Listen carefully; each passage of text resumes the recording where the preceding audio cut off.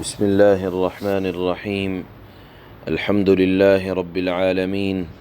والصلاة والسلام على أشرف الأنبياء والمرسلين محمد وعلى آله وأصحابه أجمعين. أما بعد، فأعوذ بالله من الشيطان الرجيم. بسم الله الرحمن الرحيم. أَوَمَنْ كَانَ مَيْتًا فَأَحْيَيْنَاهُ وَجَعَلْنَا لَهُ نُورًا يَمْشِي بِهِ في الناس كمن مثله في الظلمات ليس بخارج منها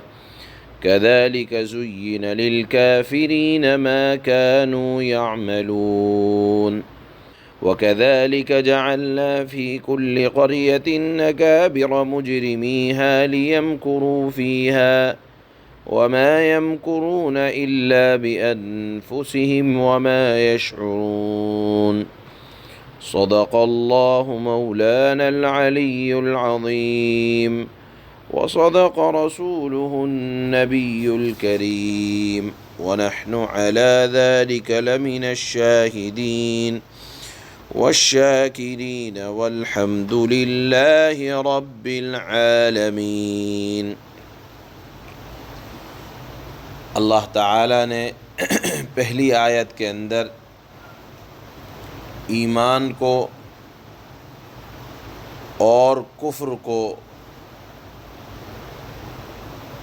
ایک مثال سے واضح فرمایا، اور اہل ایمان کے بارے میں فرمایا کہ یہ لوگ اسلام کی روشنی پر اگر عمل کریں گے، یعنی اسلام کے تقاضوں پر عمل کریں گے،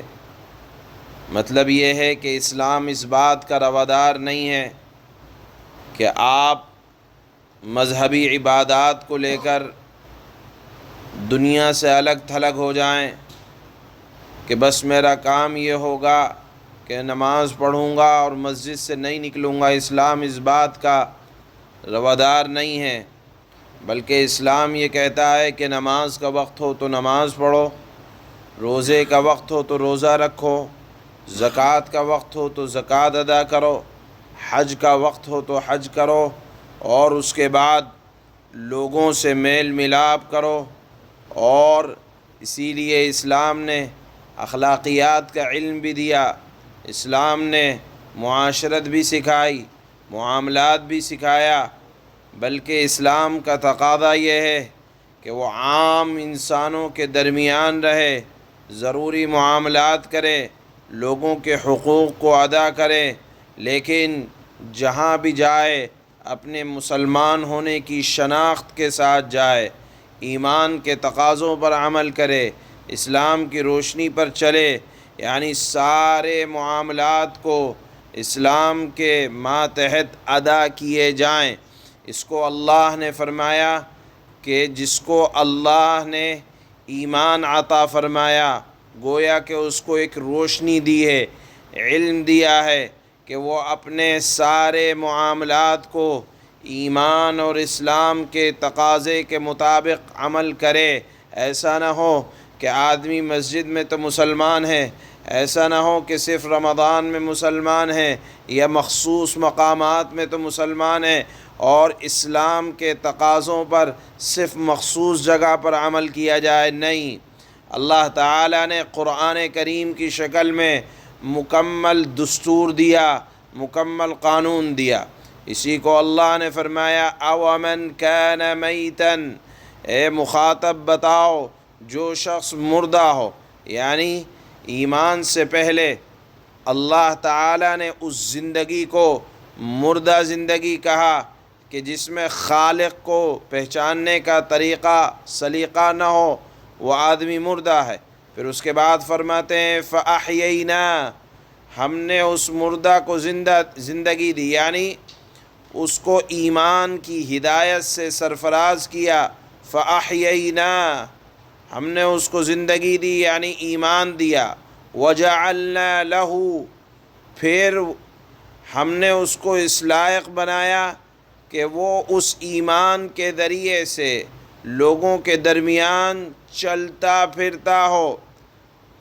کمن مثلہ فی الظلمات، اللہ فرماتے ہیں کیا وہ اس شخص کی طرح ہو سکتا ہے،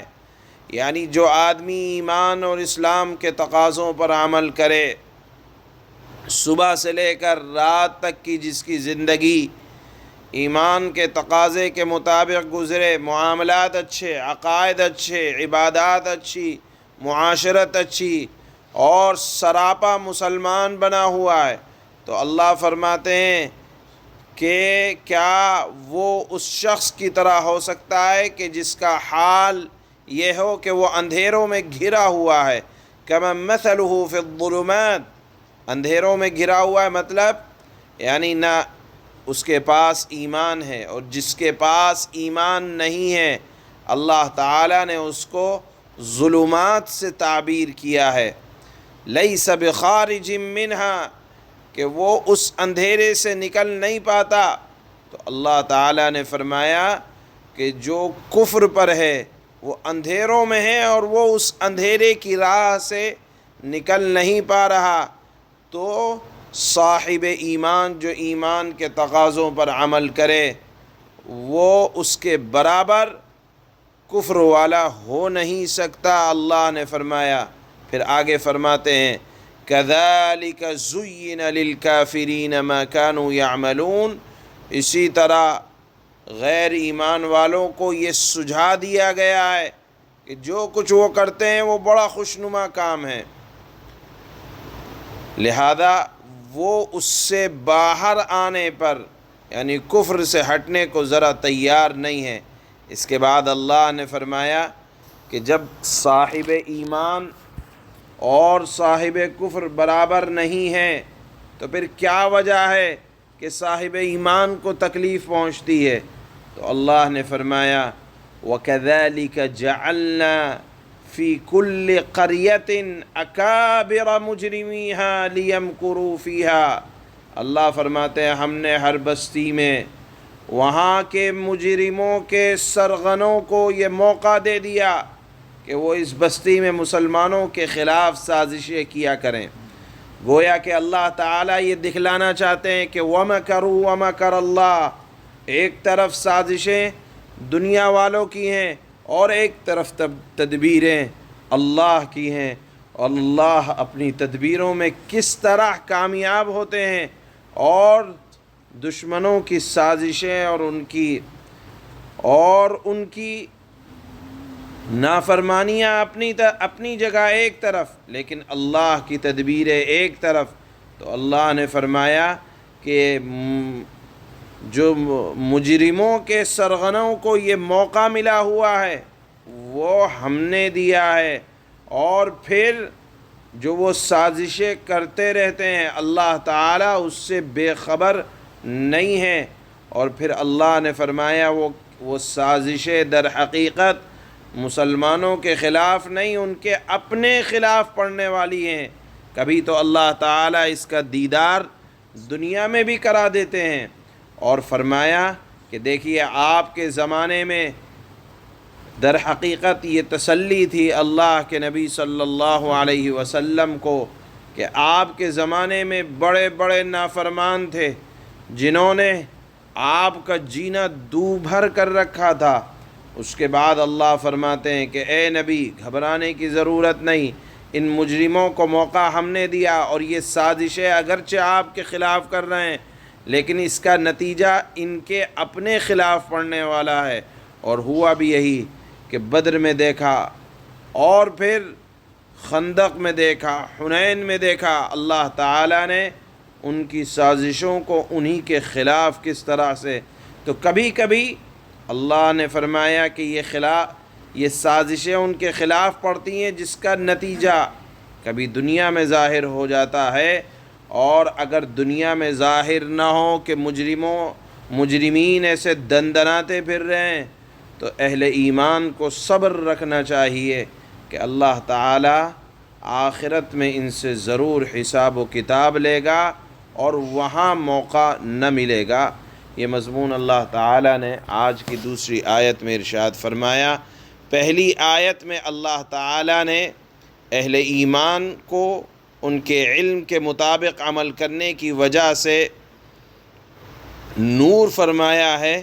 اور اہل کفر کو اللہ تعالیٰ نے ظلمات یعنی اندھیروں سے تعبیر کیا ہے کہ وہ اندھیروں میں بھٹکتے جا رہے ہیں اور ان کے پاس علم نہیں ہے خدا کو پہچاننے کا۔ اللہ نے فرمایا أَوَمَنْ كَانَ مَيْتًا فَأَحْيَيْنَاهُ وَجَعَلْنَا لَهُ نُورًا يَمْشِي بِهِ فِي النَّاسِ كَمَنْ مَثَلُهُ فِي الظُّلُمَاتِ لَيْسَ بِخَارِجٍ مِّنْهَا كَذَلِكَ زُيِّنَ لِلْكَافِرِينَ مَا كَانُوا يَعْمَلُونَ۔ ذرا بتاؤ اے مخاطب کہ جو شخص مردہ ہو، یعنی جس کے پاس ایمان نہ ہو، پھر ہم نے اسے زندگی دی ہو، یعنی علم دیا، ایمان دیا، اور اس کو ایک روشنی مہیا کر دی ہو۔ روشنی سے مراد یہاں قرآنی علم یا وحی الہی کا علم عطا کر دیا ایمان دینے کے بعد، جس کے سہارے وہ لوگوں کے درمیان چلتا پھرتا ہو۔ علماء نے اس آیت کے تحت لکھا ہے کہ اسلام صرف عبادتوں کا نام نہیں ہے، بلکہ اسلام نام ہے عبادت کرنے کے بعد ہر صاحب حق کا حق ادا کیا جائے، جس کے سہارے وہ لوگوں کے درمیان چلتا پھرتا ہو۔ کیا یہ اس شخص کی طرح ہو سکتا ہے جس کا حال یہ ہو کہ وہ اندھیروں میں گھرا ہوا ہو، جن سے کبھی نکل نہ پائے؟ اسی طرح نافرمانوں کو یہ سجھا دیا گیا ہے کہ وہ جو کچھ کرتے رہے ہیں وہ بڑا خوشنما کام ہے۔ وَكَذَلِكَ جَعَلْنَا فِي كُلِّ قَرْيَةٍ أَكَابِرَ مُجْرِمِيهَا لِيَمْكُرُوا فِيهَا وَمَا يَمْكُرُونَ إِلَّا بِأَنفُسِهِمْ وَمَا يَشْعُرُونَ۔ اور اسی طرح ہم نے ہر بستیوں میں وہاں کے مجرموں کے سرغنوں کو یہ موقع دیا کہ وہ اس بستی میں مسلمانوں کے خلاف سازشیں کریں، اور وہ جو سازشیں کر رہے ہیں در حقیقت وہ اسلام اور مسلمانوں کے خلاف نہیں، وہ کسی اور کے خلاف نہیں، بلکہ اللہ نے فرمایا خود ان کے اپنے خلاف پڑتی ہیں۔ کبھی اس کا مظاہرہ دنیا میں ہوتا ہے، نہیں تو آخرت میں تو ہونے والا ہے۔ وَمَا يَمْكُرُونَ إِلَّا بِأَنفُسِهِمْ وَمَا يَشْعُرُونَ۔ اللہ نے فرمایا وہ سازشیں خود ان کے اپنے خلاف پڑتی ہیں، جب کہ ان کو اس بات کا احساس تک نہیں ہوتا۔